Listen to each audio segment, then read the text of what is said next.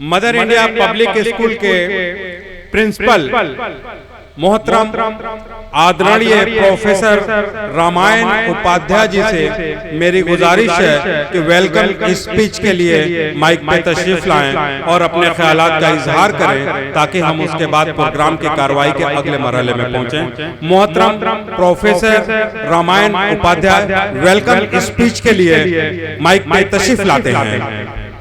Hello,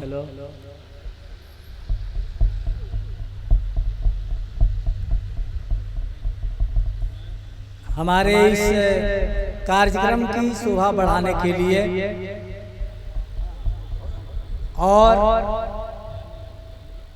एक चिराग से अनेक चिराग जलाने वाले लोग जिनको इन चीजों से लगाव है, मैं उन सभी लोगों में तो हमारे इलाके के इंटेलेक्चुअल्स हैं, बुद्धिजीवी हैं, मैं उन सभी लोगों का आभारी हूं और बहुत ही महत्वपूर्ण निर्णय लेते हुए इस कार्यक्रम का अपने आवाम, अपने समाज के बीच में लाने का जोखिम कहें, मेहनत कहें या लालसा कहें, अपनी लालसाओं को पूरी करने के लिए कि हमारे इलाके के लोग इस चीज को समझें और रोजमर्रा की जिंदगी में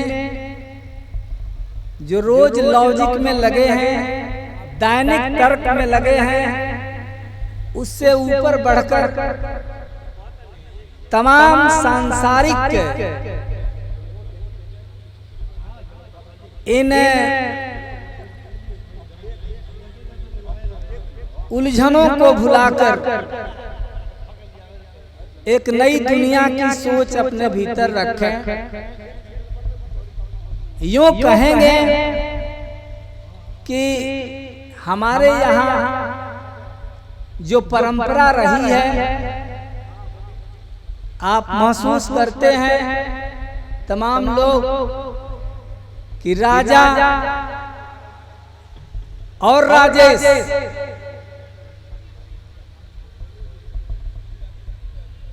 सब लोग तपस्या के सामने, ऋषियों के सामने, ऋषि शब्द आज के डेट में रिसर्चर के रूप में इस्तेमाल है। आज जो रिसर्चर हैं वो कल ऋषि थे और उनके सामने प्रजा को कौन कहे, राजा तक शीश झुकाता था। और उस लंबे भारतीय सांस्कृतिक मर्यादा के रूप में गुरु का कितना महत्व रहा है, शायद उससे बड़ा ईश्वर, गॉड, अल्लाह, खुदा को नहीं माना गया है। गुरु इतना महानतम रहा है। आज कुछ प्रसंगों में गुरुजन लोगों ने भी अपनी महत्ता घटा ली है, यह युग प्रभाव है। लेकिन जो परंपरा अपने देश को मिली है, उस परंपरा को हमें आईना बनाकर उस रास्ते पर चलने की आज जरूरत बहुत ही आवश्यक रूप में है। मैं एक भर्तृहरि राजा के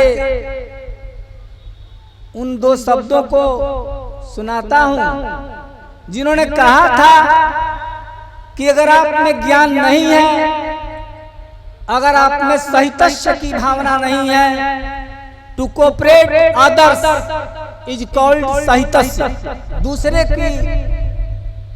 दूसरे का ख्याल करना, दूसरे की सहायता देना। उन्होंने लिखा है साहित्य संगीत कला विहीना, साक्षात पशुपुच्छ विषाणहीना। जिस मनुष्य में साहित्य नहीं है, अब साहब साहित्य का अर्थ संकीर्ण रूप में नहीं लेना है।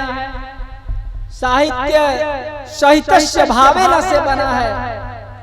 विश्वनाथ मुनि की ये सूत्रात्मक पंक्ति है, साहित्य भावेन साहित्य। जिसमें साहित्य की भावना है, वह व्यक्ति चाहे जहां भी हो, अगर उसमें साहित्य की भावना है, to cooperate each other, that is called साहित्य। तो साहित्य भावेन उन्होंने लिखा। और भर्तृहरि ने कहा कि साहित्य संगीत। अब साहित्य को हमने समझा कि वह केवल भाषा का परिनिष्ठित रूप, स्टैंडर्ड फॉर्म नहीं है। वह व्यक्ति जो नहीं पढ़ा है, उसमें अगर दूसरे की सहायता की भावना है, सहयोग की भावना रखता है, वह साहित्य का मर्मज्ञ। तो साहित्य भावेन साहित्य के साथ भर्तृहरि ने लिखा कि साहित्य संगीत कला विहीना, साक्षात पशुपुच्छ विषाणहीना। वह व्यक्ति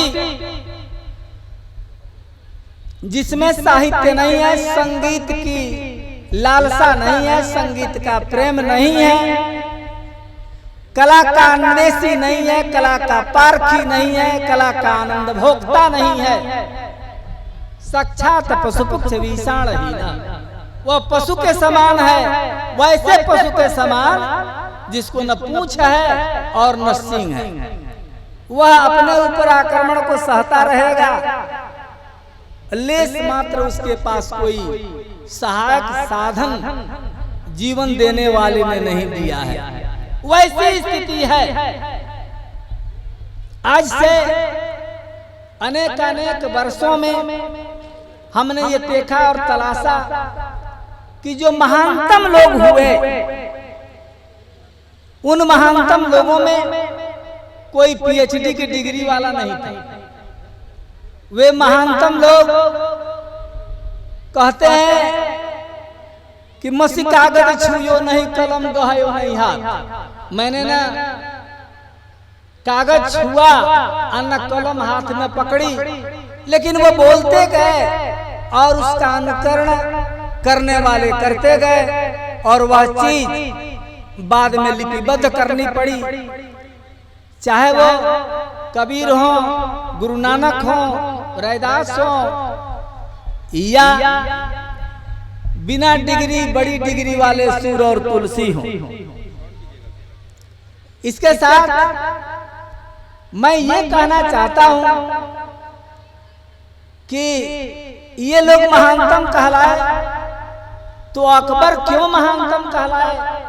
इसलिए कि उसने संपूर्ण भारतीय वांग्मय सांस्कृतिक रूप को एकता में समेटने का बहुत बड़ा प्रयास किया। अगर अशोक ने किया तो उसके 99 भाइयों को मरवाने के पाप को जनता ने नहीं याद किया।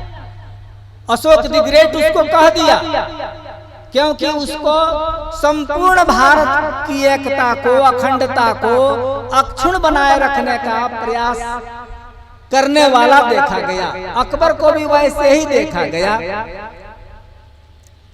तो मुझे जो कहना है वह यह कहना है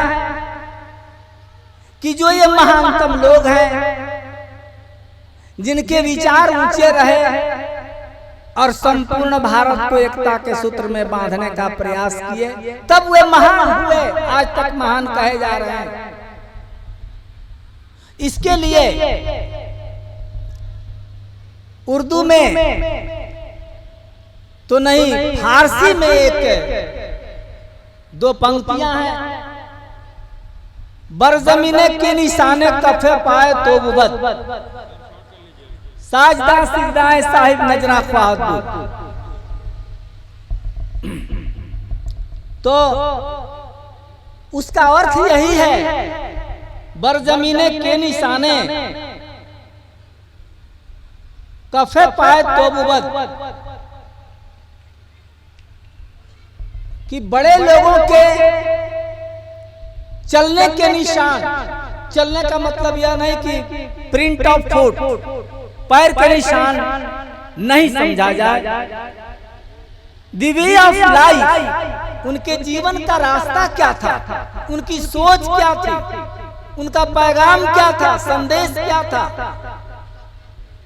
एक्शन क्या था समाज में, उस रास्ते पर चलना हमारे लिए श्रेयस्कर माना गया है। साजदा सिजदाएं साहिब नजरा ख्वाहत, वही पूजा है।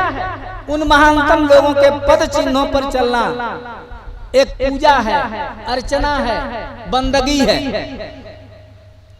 इसको एक ने नहीं कहा, संस्कृत के महानतम लोगों ने कहा, महाजन ये न गता सपंथा, बस उसी पंक्ति की ये ट्रांसलेटेड न समझेंगे।